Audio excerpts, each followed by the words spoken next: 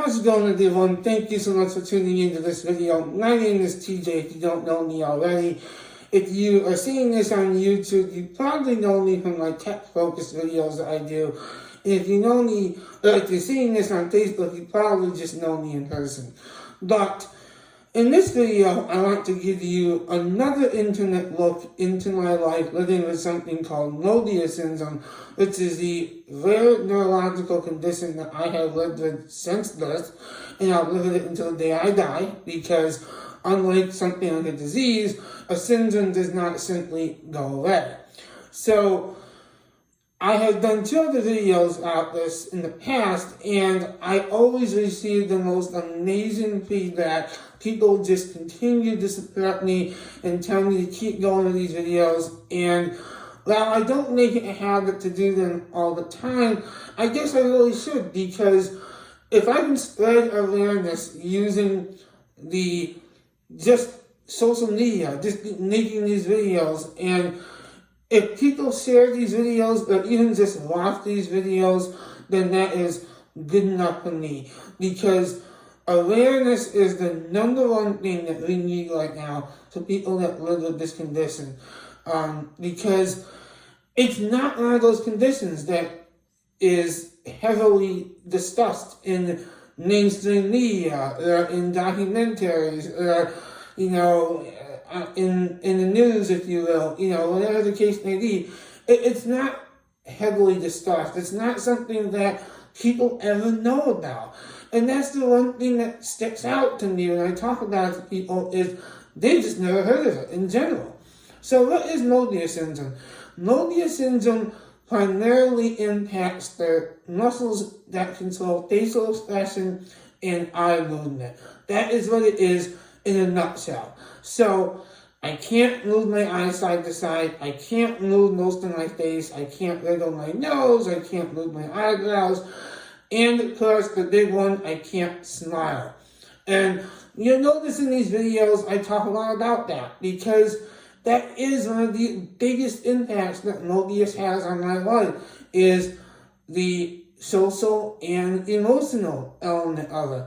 Not being able to smile has been something that has always bothered me.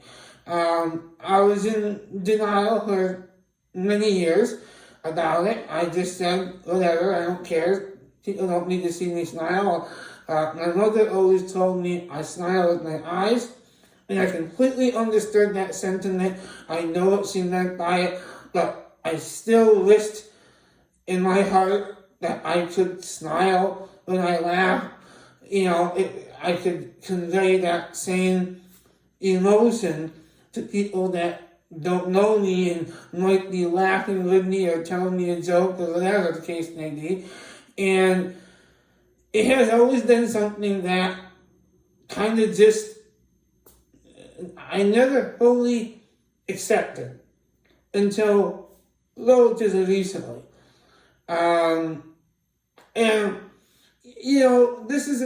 It's a struggle that doesn't ever go away. And not being able to smile is actually one of the key reasons why I am very mindful of my body language when it comes to talking to people.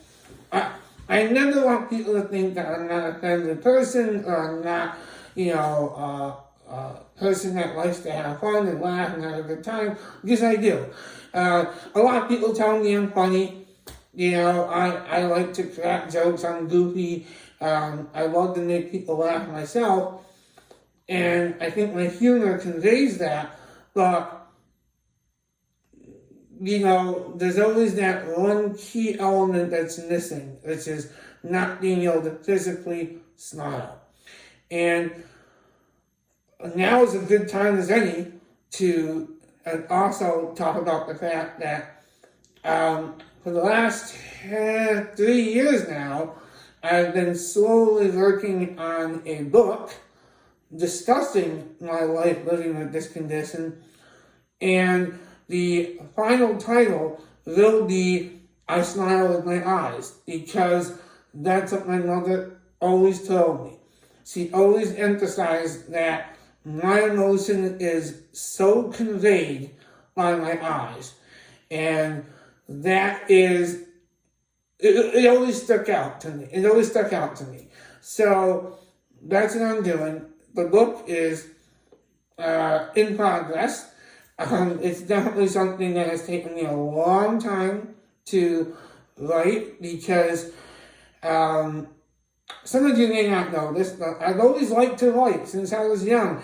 And any teachers that are watching this from JCS, the school I went to school at, K through 12, they can testify I loved to write as a kid. But as I've gotten older, I find that certain things are very difficult to write about. And writing about yourself is one of the hardest things because, at least in my experience, it's very easy to second guess yourself. I will sit there and write 10 pages and I will critique myself over and over until I just erase all 10 pages and start fresh. And it's a terrible habit, but I'm so indecisive about what I should include and not include, what I should say, shouldn't say in this book, but it's slowly progressing. And so I'm excited to say that a book is coming, and I intend to take it very seriously. I intend to really try to get it produced into actual physical copies that I can give out to people. And this is really important because this is part of my mission to spread awareness of Moebius syndrome. And if I can do that, I've achieved one thing in my life that I think is substantial. So, I digress about that now. Going back to living with Moebius. So, Moebius syndrome impacts everyone differently. Every case is different. Some have a very mild case of it, some have a severe case of it. And I'm speaking only physically. Physically, it's either mild or severe.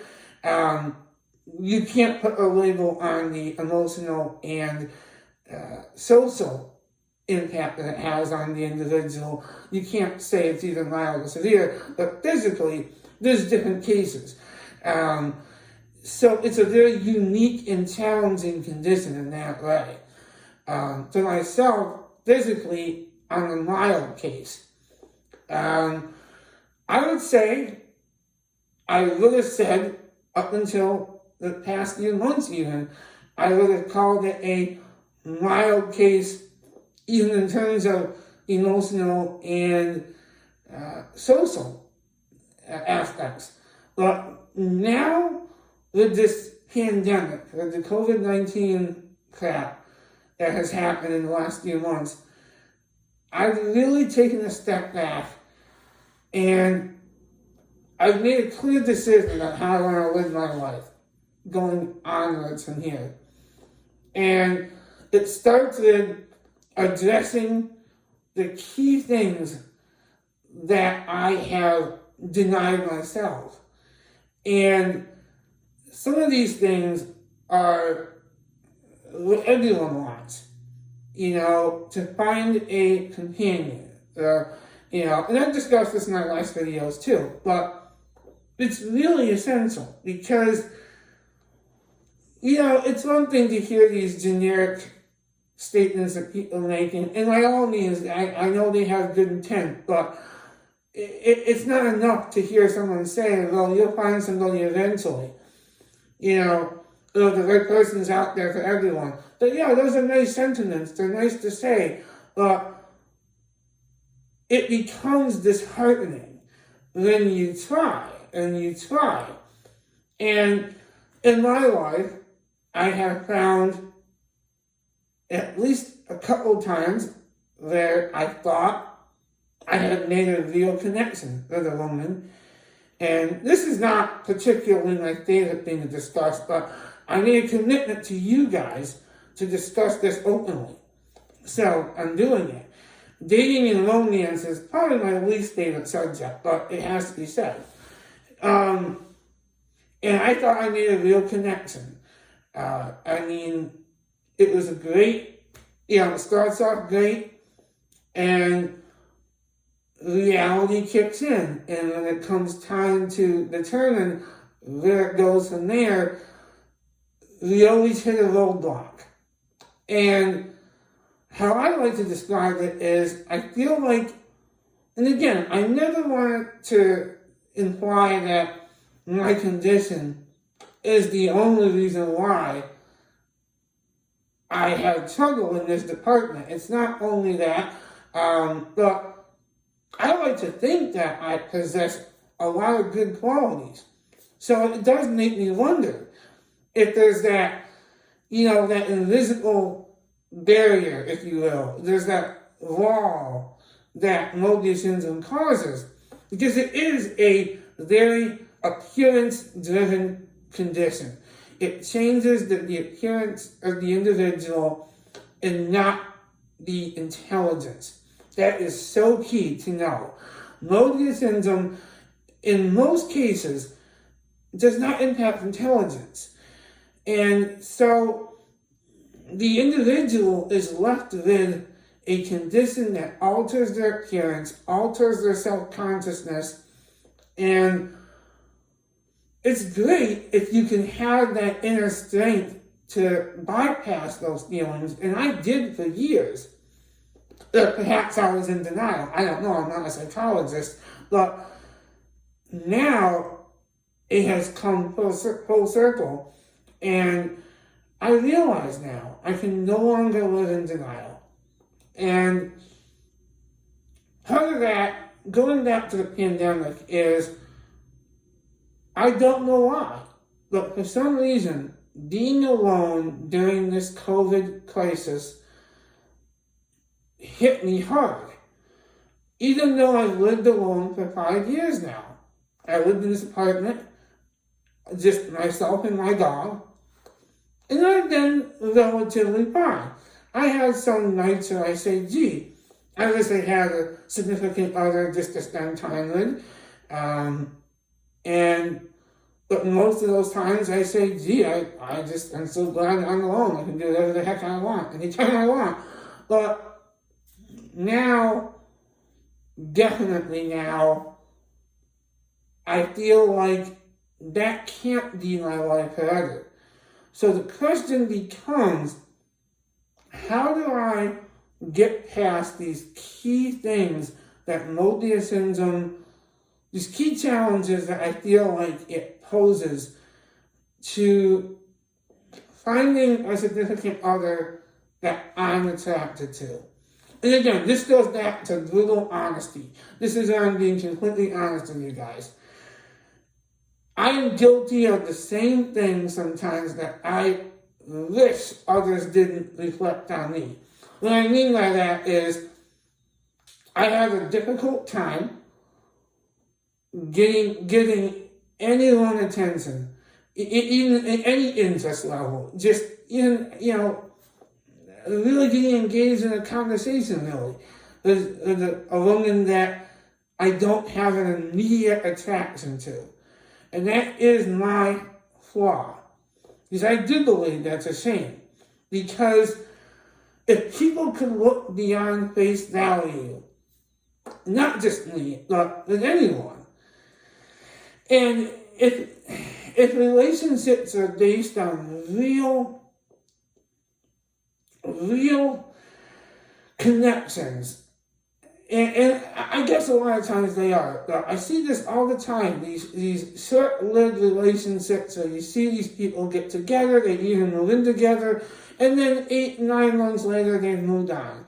And I don't really want that. I want a sincere, genuine life partner, I guess, a companion, if you will. Somebody that will accept me for my flaws and all, positives and negatives in every aspect, and really see me for the person I am and connect to that. And I hope that's achievable. And if it seems like I'm just going off on a tangent, I promise I'm not. There is a reason for this. And I'm saying all this because so far in my life, I haven't gotten that. I haven't found that person, even though I've tried. I have felt a connection, but it's always a one-way highway. And it does start to beat you down after a while and make you feel like, is it even worth trying to find somebody? And for a long time, the answer was, no, I don't want to find anyone. I just want to be alone. I want to be left alone, have a few good friends, and that's good enough. But I don't know what it was. Something about this pandemic and the related elements of it really just made me have this, I hate to say it like this, but an epiphany that I need to reevaluate my life and what I want. Do I want to live in this apartment the rest of my life alone? No, I don't. I do believe it's possible for everyone to find that special someone that they can spend their lives with. I do believe that. And that's not a generic statement. I do believe there's that potential for everyone. But it's kind of like, my question is, how do I get there? And this is why I'm posing it to you guys, the viewers, because leave comments, if you will. I'm open to hearing different input on this, because I'm at a loss. I really am. I'm at a loss as to how do I get past this on my own? How do I get to that point where I'm ready to, not ready, but how do I get to a point where I can make that connection with somebody? And I know it has to happen organically, but it also has to, it has to be a two-way highway, if that makes sense. They have to be willing to see me for who I am and not be turned off or turned away by my physical differences. Whether it be my speech challenge or my looks, and I know everyone will have different opinions about me saying that about myself, but that's reality. I live in reality, and that's reality. And so I guess this video kind of turned into a dating ramble too, but it had to be said. But in terms of other aspects of life, I really want to begin pursuing a career.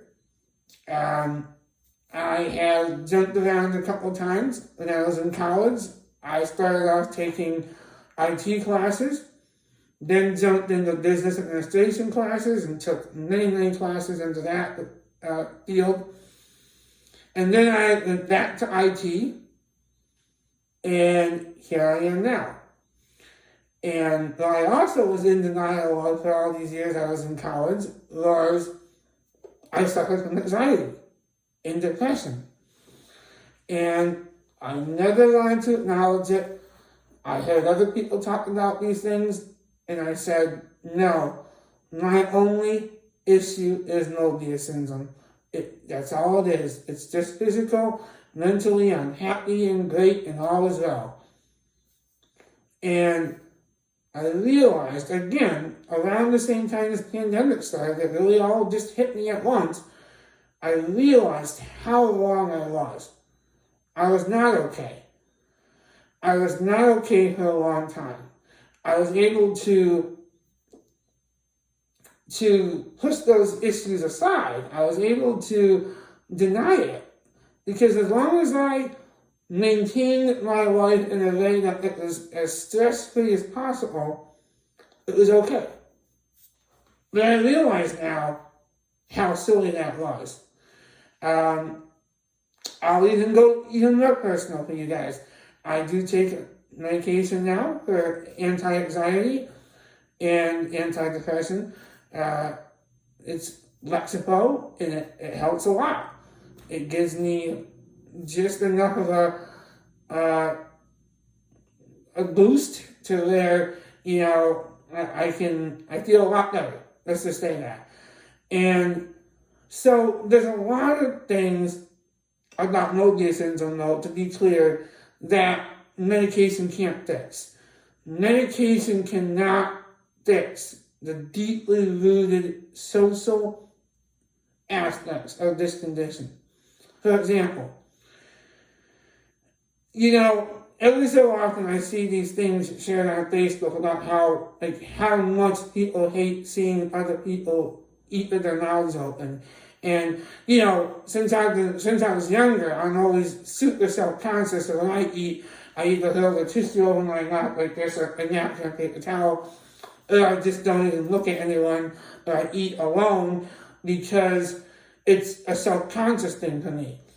But people that don't suffer from these symptoms, they don't realize how much some people, they don't want to eat with their mouths open. They don't want to chew loudly. But when you have a condition that causes you to, it's a different dynamic. So, it's these little things that really have the most impact. It really does. One thing I will also say is, right now we have a lot of social movement going on in this nation with Black Lives Matter, which is a very good thing. And I don't want to ever take away from that by doing this video. But I just want to say, let's keep that social movement going, not just for that purpose though, but also let's have a discussion about all kinds of things that could be improved in this country. And one of those things is also disability discrimination. And that leads me to my final topic of this video. As I continue my life after this pandemic, one thing I have decided that I will be pursuing a career. And to be honest with you guys, it terrifies me. Because I know what people with conditions like myself go through. Because I've been through it already. And it takes a lot of inner strength, a lot of, keeping your mind in the right mindset, because, and again, this is not to get sympathy or play the handicap card, as people would say, but it is true. I'll give you a quick example. A few years ago, I applied for a job that I so deeply wanted. I wanted this job so bad. It was a retail sales representative job at Verizon Wireless. You guys know me, I'm a tech guy. I was so excited because I got a phone interview. And so I moved on to this was the second step out of 3 steps. And because the woman really spoke to me, so after I got the phone interview, I answered, and she talked to me for a couple of seconds, and she was really positive at first.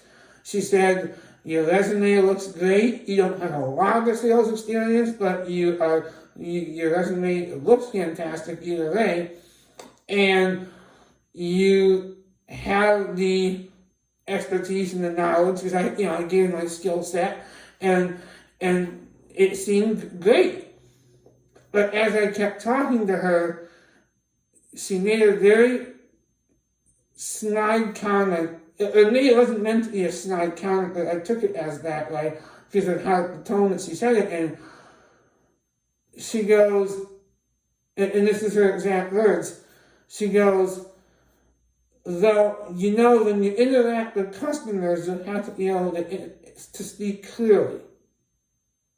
And I kind of just took a step back and I said to her, "Yes, I'm very well aware of that." And the conversation continued and got a little bit more, not hostile, but a little bit more tense, but it ended with me saying no thank you. Because it was clear that even though I was speaking as clearly as I could, and I do not believe in my heart that my condition or my speech would stop me from doing that job, but her tone really said it all. Now, I'm not extending that to the length of discrimination. I'm just saying it's something that we face, people with conditions like me face on a daily basis. And if I can promote awareness of that as well, that's awesome. Because it's a conversation that needs to be had about people with any kind of disability, mental, physical. They need to be accepted as equals in the workforce, in their prospective careers. And because, and again, I like to, the way I say it, and this could be controversial, this is how I feel, discrimination based on a disability is the cousin to racism, bigotry, hatred. It's all along the same line, is what I'm trying to say. It's all wrong. So this is another conversation we all need to have in this country. And I don't want to digress too much. So going back to Moebius syndrome, my intent is to spread awareness as much as I can, and to do so, I need your help. Please share these videos. Please comment, like it. Again, I don't do this scripted. There's no scripts. I don't take notes. I just do it based on how I feel. So if I jumped around a lot, I'm sorry, but this is really important for me to do this. And I hope you all enjoyed it, or at least got something out of it. I really appreciate all of you tuning in. It means everything to me. If you would please, let me know what you guys think of this video, and I will see you guys very soon. Until next time, have a great night, or a great day if you're watching this during the day, and I'll see you very soon.